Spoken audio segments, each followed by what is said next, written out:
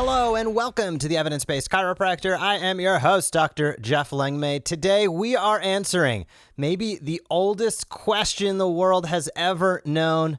Does size matter? We're taking a look at a paper, Does Size Matter? An analysis of the effect of lumbar disc herniation size on the success of non-operative treatment. This paper has my attention. It got my attention. It's brand new. I think it's going to get your attention. There is a lot of good information to glean from this study and a lot of different ways we can put it into clinical practice. So that's what we'll be breaking down today. Before we get started, if you have not left this podcast feedback or a rating on iTunes, please do so. If you're listening on your iPhone, you can scroll on down, slide that thumb up, and you will be able to leave us feedback or a rating. That helps more and more docs find out about this podcast.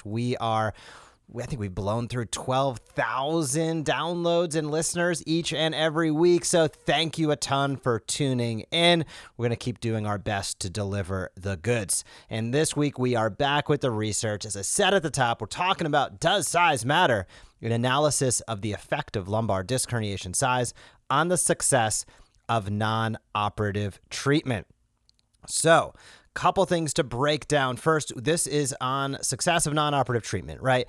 We have seen a story be told time and time again, and that is of the patient who has some sort of light radiculopathy. They get taken care of, quote unquote, treated with medication that doesn't work. Maybe they get an injection that doesn't work. An MRI is ordered by their primary care physician or pain management doctor. A disc herniation is present, which would have been expected on a thorough exam to start with. And lo and behold, oh my goodness, there is a big disc herniation. That means you need to talk to Mr. or Mrs. Surgeon. This is something that happens hundreds of thousands of times per year. It's happening probably in your town this week, if not today, where somebody is being pushed into surgical consult based upon the size of a herniation, or they're being pulled out of your practice, an MRI is ordered, patient starts care, they actually start improving, and then they go back to see their primary care doctor or pain management doctor or surgeon who sees a big herniation. Oh my gosh, you got to stop going to the chiropractor. You have a huge herniation. If you've been in practice more than a month, you've seen this happen. And this study, that's why this study is so incredibly important, because it's looking at, hey, does that really matter at all? Does the size of a lumbar disc herniation matter? And does it have any impact on whether conservative or non-operative care will work? And that's what we're going to break down. So the researchers start out by citing previous trials that showed significant improvement with the non-operative management in patients suffering from lumbar disc. So this wasn't size, right? But we've seen numerous studies throughout time that have showcased there's significant improvement that can be had non-operatively with people that have lumbar disc herniations and surgical disc herniations for that matter. So this study, they took a look, they measured everything. So let's break down. There was about 400 patients that met the inclusion criteria. So about 4% had herniations at L3, L4, about 50% at L4, L5, and about 50% at L5, S1. So give and take a little bit there, about 45% at L5S1. So majority of the disc herniations, literally the highest number, and over 50% were at L4, L5. Close second place, L5S1. Lagging behind, very few, 3 out of 100 at L3, L4. So overall, 8.7% of the patients required surgical treatment after failing conservative management for at least 6 weeks. So let me reverse that. 8.7% required surgical intervention after failing conservative, which means the other side of that, over 91% did not need surgical treatment. So now let's start breaking this down even more. The researchers say, quote, in particular, the size of a disc herniation had an odds ratio of 1.003, implying no correlation between disc herniation size as a percentage of the canal area and the likelihood a patient would require surgical intervention after 6 weeks of conservative care.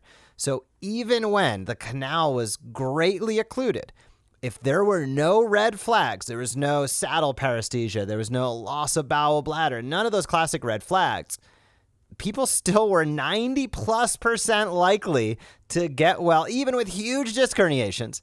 They were still exceptionally likely, overwhelmingly likely, 90% plus likely to get well conservatively. Researchers found, quote, results from this study show that there is no statistical association between the size of a lumbar disc herniation and the likelihood that a patient will fail conservative treatment and ultimately require surgery. Quote, on several occasions in this study, patients with nearly complete dural sac stenosis, some as great as 85.1%, were successfully managed without surgery. So let's break that down a little bit. The canal in the lumbar spine, an ideal canal size is 10 millimeters in width. So if they are occluded 85.1%, that would be 8.5 millimeters of that canal were taken up. That means their canal diameter was 1.5 millimeters.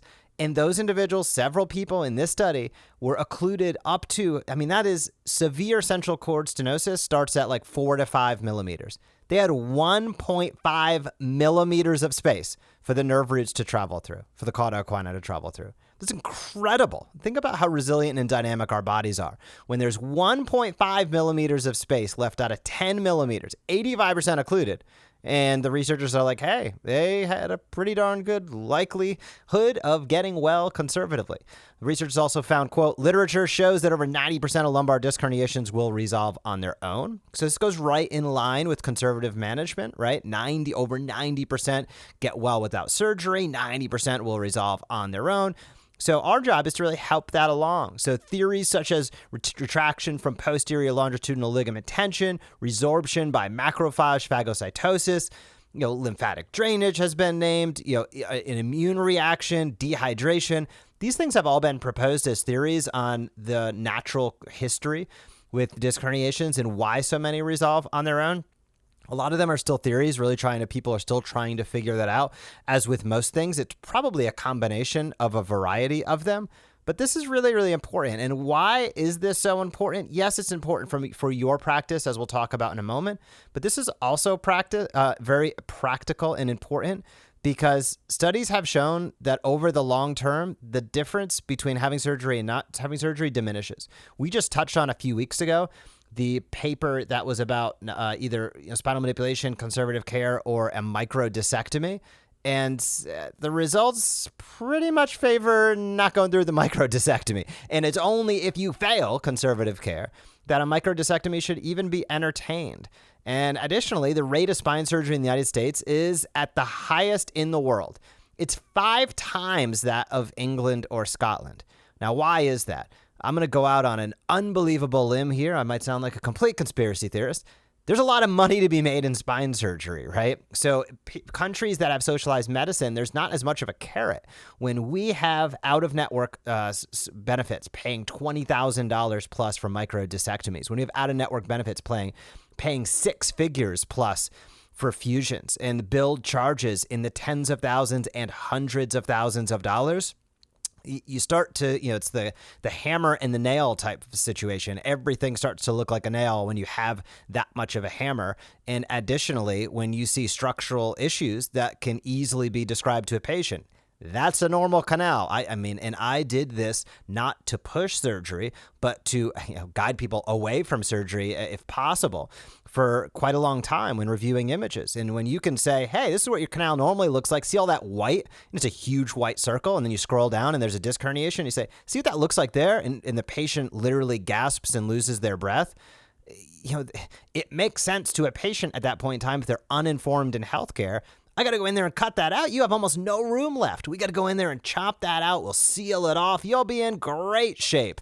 And that's very easy, quote unquote, sell. I hate to say it that way, but that's an easy sell for hundreds of thousands of people each and every year. Over 1 million people having spine surgery each and every year of all types, makes, and models. So why is this important? Let's bring it back to practical steps that you can take. Practical steps that you can take is now that you have this information, you can guide and direct your patients. So when you have a patient that comes in and they get an MRI after they started care, maybe they have an MRI before they started care, and they have a disc herniation. Oh, doc, I don't know. I have 2 disc bulges and 1 really bad herniation. And you look at it and you've seen something worse 10 times earlier in the day already. But to a patient, their MRI is their story. And when they see a disc herniation, a structural abnormality, that freaks people out. So being able to describe to them the truth, which is, hey, your disc herniation size has very little to do with the outcome of your case. As a matter of fact, you could have almost 90%. You see how yours is, whatever the truth is, right? Yours is only less than halfway taken up. You still have more than half of the space of your canal.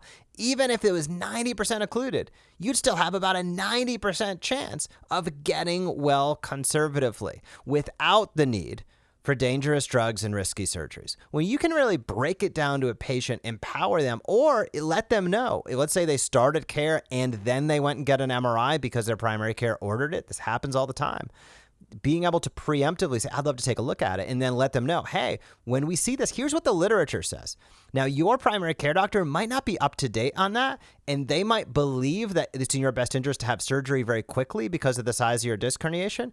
But we've seen in brand new studies, I like to keep up on this stuff. So in brand new studies, we've showcased the fact that the size of the disc herniation does not play a role in whether or not you'll get well. As a matter of fact, you can see where I'm going with this, 90% of people will get well without the need for surgical intervention. And there's nothing, Bob, Jimmy, Karen, there's nothing here in your clinical record that showcases it would be any different. So let's get some care. Let's see if we can get you on the right track without needing those drugs and surgery. So breaking it down to them in a way that makes sense, playing a little bit of offense and defense based upon a patient-centric model and the clinical truth, I think is one of the best things that we can ultimately do as chiropractors, because there's so much disinformation out there. There's so much misinformation out there. And again, we've all seen patients that come in. I used to say, patients would come in and their MRI report, practically a normal MRI report is 4 pages long. And patients freaked out. I have arthritis. I have degenerative disc disease. And they're 70 years old. And you're like, you've been having that for 20 years, just as every single human being on planet Earth has, right? But they don't know the difference. And it's your job, it's our job as chiropractors to be able to explain to them the truth about what's going on. Now, papers like this help us out a ton. This is brand new study, Global Spine Journal. I'm going to link it down in the show notes. Bottom line, the percentage of the spinal canal occupied by a herniated disc does not predict which patients will fail non-operative care and require surgery within a 2-year window after undergoing that lumbar MRI. So take this information, get out there, tell the story, empower your patients, feel good about what you're doing. I've even seen chiropractors where there's a little bit of oh my goodness, I can't believe the disc herniation. I've talked to docs on the phone and I'm looking at it saying, golly, that's no big deal whatsoever. So don't get skittish. 90% occlusion can still be come back from over 90% of the time. Keep an eye out for those red flags. Make those referrals when they're appropriate, but do the care that's in the best interest of the patient in your practice until proven otherwise. If you have any questions about this, hit me up, Jeff at theevidencebasedchiropractor.com. Make it a fantastic week in practice, and I'll talk to you soon. Thank you for joining us on this episode of the Evidence Based Chiropractor. If you want to grow your practice, come back for next week's episode. If you want to grow faster, visit theevidencebasedchiropractor.com and join our MD Marketing membership today.